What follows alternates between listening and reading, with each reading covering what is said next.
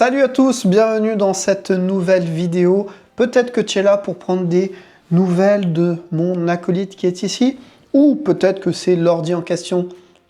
Ah, j'ai un cheveu sur la langue. Sans jeu de mots. Ok, je disais peut-être que tu es ici pour prendre des nouvelles de mon acolyte ou peut-être que c'est pour avoir des infos sur cet ordinateur en période de Black Friday, de fin d'année. Va savoir, tu es au bon endroit, même si tu veux avoir toutes les infos, j'ai sorti une vidéo sur cet ordi. Va la voir, ça serait mieux. Là, c'est vraiment pour faire mon retour au bout d'un an de ce que je pense de cet ordinateur. Voilà, cet ordi qui, tu t'en doutes peut-être, est bien banger. Banger, je ne regrette pas du tout. Pour info, il était dans les 2100 €. Je l'ai eu à 1400, un peu moins de 1500 € à la Fnac. Et rien à dire, parfait, je l'ai eu en plein pendant les Black Friday. Alors, on va voir les points positifs, il y a quelques points négatifs, mais en soi, voilà, je te le dis direct, banger, voilà, banger cet ordi. On va commencer par les points positifs parce que, tu sais, quand tu achètes un ordi, une caméra, bref, du matos, il y a des spécificités, mais des fois elles collent pas, ou des fois ça tient juste pas les promesses. Donc voyons voir déjà les avantages, les bons points de cet ordi qui, pour rappel, c'est l'Asus Zephyrus de 2023, si je pète, puisqu'on est en 2024. Alors le premier point qui pour moi était extrêmement important, et d'ailleurs tu l'entends peut-être, c'est qu'il est ultra silencieux. Alors là, il est allumé, hein. Mais il y a, ici en vrai il y a internet là, hop, voilà, mais même quand j'utilise avec mes logiciels de montage, pour la prod musicale, enfin, tout ce que je fais, il est ultra silencieux. J'avais vraiment peur de ça parce que je voulais vraiment un ordi qui soit silencieux, et c'est le cas. Il tient vraiment toutes ses promesses à ce niveau-là. Si tu as vraiment un doute, moi, je te dis, ça fait un an, parce que quand je l'ai eu, je disais qu'il était silencieux, en effet. Mais au bout d'un an, tu peux te dire, il y a de la poussière qui s'y est mise, enfin, il a son vécu, etc., etc. Il est silencieux, on ne l'entend pas. C'est une patte, cet ordinateur. Il est là, donc silencieux, je valide, rien à dire. Et je précise qu'il a plusieurs modes de ventilation pour gérer ça. Ils fonctionnent tous bien. Moi, pour te dire, il est tout le temps en silencieux, même quand je fais du montage. Quand je fais du montage, alors qu'il y a le mode performant, eh bien, en silencieux, il gère les montages 4K, etc. avec des effets. Il ne bronche pas. Donc, écoute, moi, rien à dire. En parlant de performant, eh bien, tout simplement, aussi bien branché sur secteur que sur batterie, il est performant. Vraiment, écoute, je suis moi-même choqué en soi, mais il performe dans les deux cas. Alors, quand je fais du montage, je préfère le brancher déjà de 1, comme ça, j'ai pas le souci de me dire, attends, il va peut-être falloir le mettre en charge ou ce genre de choses. Et de 2, évidemment, une fois chargé, tu as plus de puissance qui va à ta carte graphique, puisqu'il y a l'énergie directement. Donc, je préfère et je conseille, je vais dire, mais ça m'arrive des fois, je suis dans le salon ou dans une config où il n'y a pas forcément de prise secteur, eh bien, il marche, il fonctionne, il n'y a aucun problème à ce sujet-là. Franchement, je suis bluffé. Il est silencieux, il est performant en secteur ou hors secteur. Alors, on vient de parler de batterie, de performance, etc. Justement, au niveau de la batterie, donc là, par exemple, il est à 99% et ça me dit qu'il a 3h42 minutes, je ne sais pas si ça se verra, de charge. On est à peu près sur une autonomie de 4 à 5 heures en vrai. Ça va dépendre des applications que tu fais avec, mais il peut bien tenir 5 heures ou au moins 4h30 sans avoir à être mis sur une prise secteur. Attention d'ailleurs aussi, pour prolonger la longévité de ta batterie, évite qu'il soit H24 chargé. Moi, en général, si il a besoin d'être chargé, je vais le brancher et au bout d'un moment, je le débrancherai. Il ne va pas charger par exemple toute la nuit ou toute la journée, je préfère éviter. Même si on est sur des technologies qui techniquement sont censées être intelligentes et arrêter d'envoyer de la charge. Enfin bref, ça c'est un débat de toute façon éternel sur les batteries chargées, pas chargées. Là, ce que je veux dire, c'est qu'il tient vraiment, même quand je fais du montage et qu'il n'est pas branché, je peux vraiment avancer. Je ne me dis pas que j'en ai que pour 30 minutes ou 1 heure. Évidemment, si j'utilise beaucoup d'effets, beaucoup de choses comme ça, eh bien, voilà, ça va jouer sur sa durée de la batterie. Mais encore une fois, et elle tient en plus. Pour l'instant, j'ai pas eu de problème, quoi. Ça marche, ça tient. Voilà. Et d'ailleurs, au niveau de la recharge, c'est assez rapide. Je sais qu'en 15 minutes, 15-30 minutes, il a déjà bien repris. J'ai pas vraiment les chiffres, hein, mais je sais que c'est ultra rapide. En même pas 1 heure, il est full charge. Donc ça doit être marqué sur le site du constructeur, où j'ai sans doute dû le dire dans ma vidéo, où je le présente vraiment. Là, il est plus à présenter en soi. Il se recharge super rapidement. Donc on est sur une batterie qui tient sur la durée et qui se recharge rapidement. Donc déjà là, pépitas. Autre point, eh bien, c'est son design. Il est ultra fin, regarde, hop. Et oui, parce qu'il peut carrément se mettre à 180 comme ça. Ça, par contre, c'est pensé si tu dois travailler avec plusieurs personnes, ce genre de choses. Mais regarde, il est ultra fin. Forcément, le châssis où il y a le clavier est un peu plus épais, mais il est ultra fin. Et le design, rien à dire. Donc bon, bah là, pareil, hein, je te le montre, mais techniquement, pour moi, tu as vu la vidéo précédente. Le design, top, parce que je voulais pas un ordinateur, j'avais eu un ROG qui était sur sa 8e année, il avait vraiment besoin d'être changé. Il avait une gueule vraiment d'ordi de guerre pour la compétition, tu vois, et c'était le cas. Et là, je voulais vraiment avoir quelque chose de performant, mais de sobre, voilà, clairement. Et là, c'est le cas. C'est le cas. Il est fin, il est léger. Bon, là, il commence un peu à me taper sur le bras, mais c'est normal. Mais sinon, il n'y a rien à dire sur ça. Je valide tout à fait. Il n'y a pas de, tu vois, il n'y a pas de problème sur le fait qu'il soit peut-être, tu vois, des clips ou je sais pas quoi. Non, il y a tout qui tient. J'ai vraiment aucun problème sur ça ou sur une autre partie d'ailleurs. Au niveau du système son, bah écoute, c'est vraiment pas mauvais. Je l'utilise régulièrement. C'est propre. Alors après, bah oui, ça va pas remplacer si tu as des enceintes de monitoring, si tu as un casque ou si tu as une barre son ou ce genre de choses, hein. Mais le son est propre, ça m'arrive des fois, juste je l'utilise avec ça. C'est très propre. Ce qui est agréable, c'est que tu as des touches qui sont ici pour augmenter le volume, hein, les touches de commande. Alors par contre, c'est un petit peu bête, hein, mais tu as la touche pour stopper le micro, enfin couper le micro, les touches pour monter le volume et le baisser, mais tu n'as pas la touche play pause. Bon, c'est un petit peu surprenant, je dirais, mais bon, bah c'est dommage, surtout que ça a pris juste une place à côté. Bon, enfin bref, c'est pas grave. Mais voilà, le son, pour ce qu'il en est pour un ordinateur portable, n'est vraiment pas, mais alors absolument pas mauvais. Et le dernier point positif en soi, c'est les logiciels fournis avec pour gérer donc la ventilation, tout ça, pour gérer aussi les lumières. Le jeu de light et tout ça, c'est bien, c'est propre, c'est utile, ça fait pas gadget, puisque des fois c'est très gadget, t'as pas vraiment la main sur les choses, ou voilà. Par exemple là sur les modes performance, tu peux d'ailleurs créer les tiens de mode. C'est vraiment bien fait, c'est vraiment bien foutu, ça fonctionne, c'est-à-dire que si vraiment tu veux que tes ventilos soient au ralenti, ça fonctionne aussi. Tu as la petite touche ici, hop, là ça va le lancer. Voilà, Armoury Crate, voilà, et dessus tu as vraiment toutes les infos. C'est vraiment, mais vraiment bien foutu. Là tu vois, tu as plein d'informations. Non, ça marche aussi. Moi j'avais peur que ça fasse cheap, j'avais vraiment peur, hein, parce que j'avais eu d'autres, sur mon ancien Asus par exemple, mon ancien ROG, c'était pas vraiment implanté. Enfin, c'était là, mais ça a marché très très moyen. Et alors là, ça fonctionne, mais alors vraiment, sur ça, j'ai rien à dire. Autre avantage, parce que j'étais pas sûr, c'est la taille de son écran. C'est un écran de 16 pouces. Et moi, j'avais un 17,5. Donc forcément, quand tu es habitué à plus grand, tu n'aimes pas passer sur plus petit. Eh bien, le 16 pouces, c'est vraiment la taille, je dirais, parfaite pour le côté à la fois transport, mobilité et en même temps le côté agréable pour travailler. Le 17 pouces, c'est forcément plus compliqué à déplacer, plus agréable pour travailler, mais c'est plus compliqué à déplacer. Alors que le 16 pouces, eh bien non. Après, même si maintenant, là, j'ai un autre écran avec, pour le coup, si tu suis un peu ce que je fais sur Insta, t'as vu un petit peu sa taille. Pour revenir à lui, c'est vraiment agréable.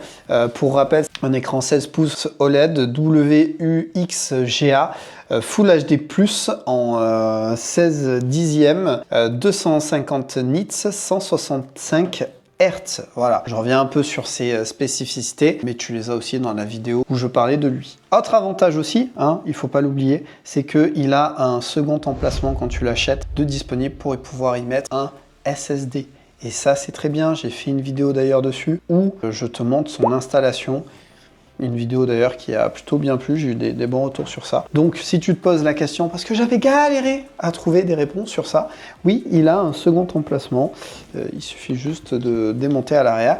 Et tu peux également lui rajouter des RAM pour améliorer sa mémoire vive. D'ailleurs, les RAM, tu peux augmenter jusqu'à 48 gigaoctets pour info. Et le système RGB, puisque je parlais des LED, des lumières, tu n'es pas obligé de l'avoir. Parce que moi, honnêtement, j'étais pas plus chaud que ça d'avoir un arc-en-ciel, tu vois, quand je bosse. Même si en vrai, j'ai mis la couleur un peu violette là. C'est une couleur qui reste en général, je mets pas les autres qui changent. C'est cool. Tu peux le désactiver, tu peux le paramétrer, le personnaliser comme tu veux. Donc si tu veux pas avoir un arc-en-ciel, tu n'es pas obligé. Et si tu veux un arc-en-ciel, tu peux aussi. Il y en a pour vraiment tout le monde. Alors qu'il y a des ordis, au niveau des configs, tu es un peu bloqué, tu es obligé de te taper les lumières ou ce genre de choses. Et n'oublions pas que cet ordinateur, hein, il a pas une, mais 2 cartes graphiques. Et oui, il en a une, c'est donc une Nvidia, une GeForce RTX.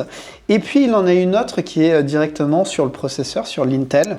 Donc ça va être une carte graphique moins puissante qui permettra de faire des tâches qui ne demandent pas une grosse carte graphique, donc qui ne va pas consommer de l'énergie pour rien et qui va éviter de le faire chauffer, donc utiliser des ventilos.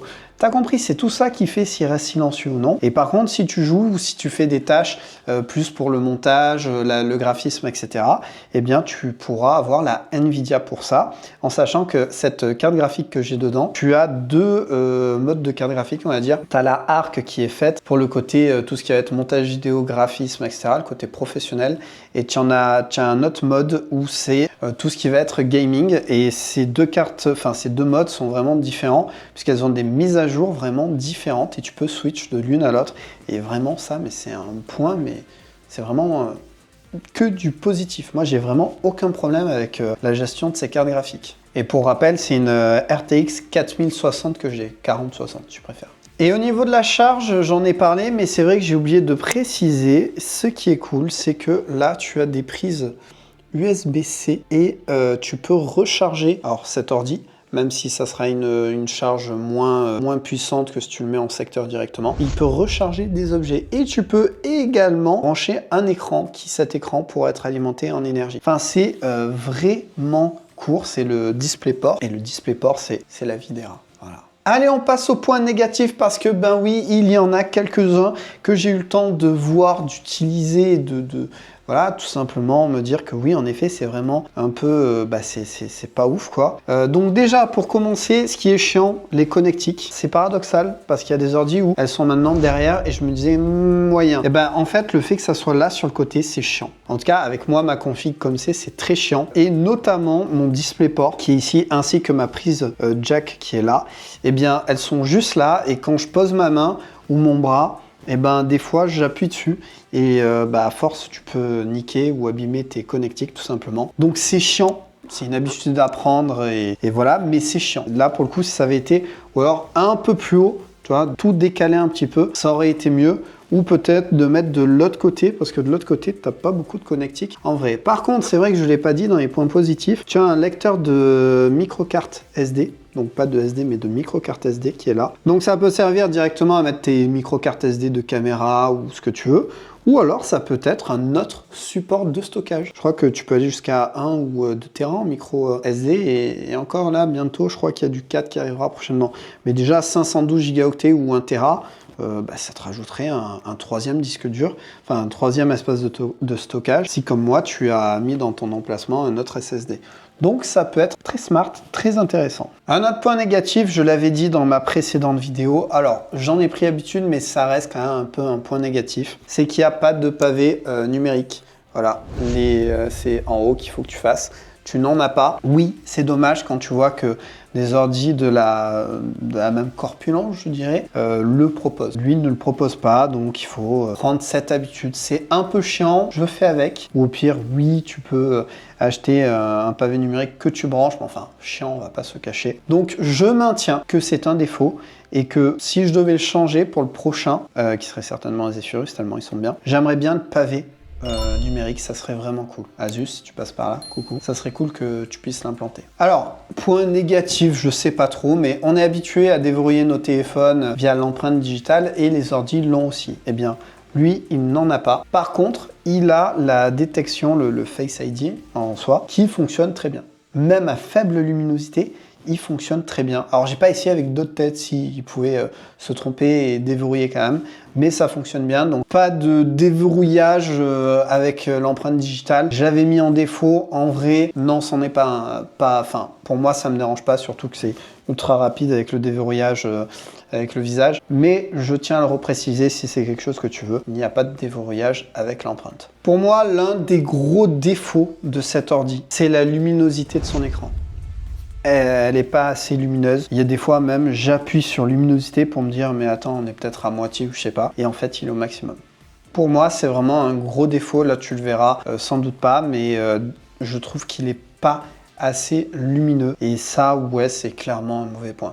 Je crois que ça a été amélioré sur la génération suivante. C'est vraiment dommage et des fois, je trouve ça chiant, surtout quand je travaille sur de l'image ou même le montage vidéo, tu me diras tout simplement. Et après, sinon, il m'est arrivé d'avoir quelques bugs. Je sais pas si c'est des défauts d'origine, j'en sais rien, mais des fois, j'ai le clavier qui est bloqué. C'est-à-dire, je ne peux pas écrire, je ne peux pas. Donc, je suis obligé d'éteindre l'ordinateur, de relancer et ça fonctionne. Ça m'arrive aussi que des fois, il ne trouve pas mon SSD que j'ai installé. Alors, c'est rare, mais ça m'arrive.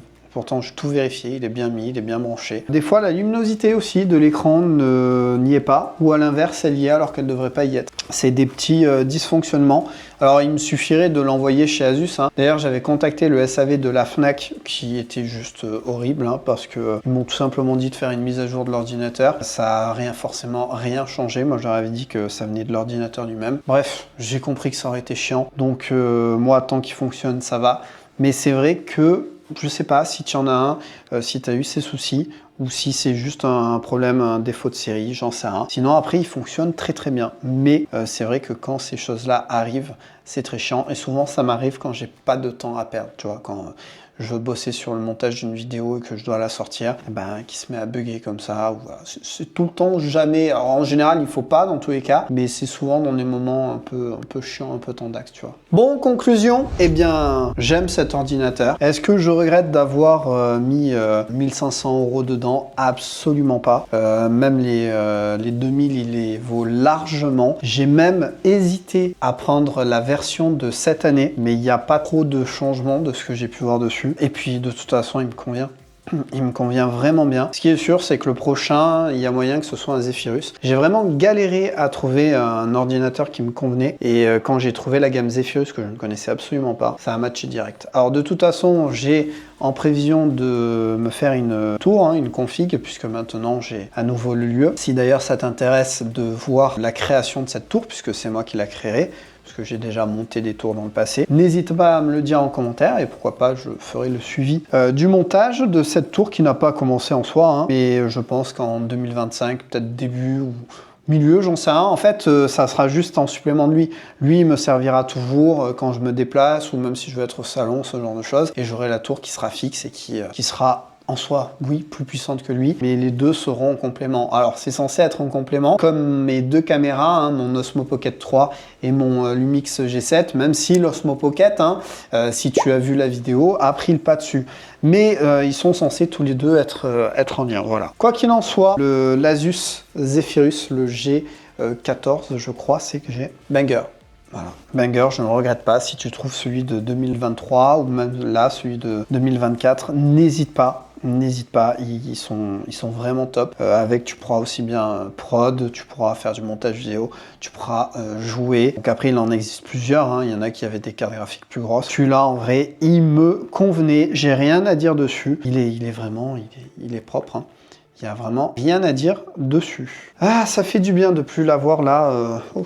Il pèse à force un petit peu quand même. Voilà, écoute, si tu as des questions, n'hésite pas. J'ai sorti donc la vidéo l'année dernière sur lui, je la mettrai en description, donc n'hésite pas à aller la voir si tu l'as pas vue, ça répondra peut-être à certaines de tes questions. Si tu en as d'autres, voilà, les commentaires, n'hésite pas à me dire ce que tu en as pensé, soutiens-moi, n'hésite pas, le pouce, l'abonnement si tu apprécies ce que je fais. Et puis s'il y a des trucs que tu as acheté pendant Black Friday ou Noël, n'hésite pas à me dire, peut-être que c'est des trucs que j'ai ou que je connais, je ferai peut-être une vidéo. Je ne pense pas forcément à tout, vois-tu. Mais il est clair que là, c'est dans le but de fin d'année, Black Friday.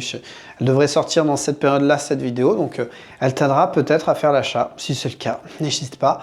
à me le dire. En attendant, vive notre passion pour la musique. Merci d'avoir été là et je te dis à la prochaine pour une nouvelle vidéo. Et en attendant, eh bien, soit avec cet ordi, un autre ordi ou ce que tu veux, tout simplement créatif.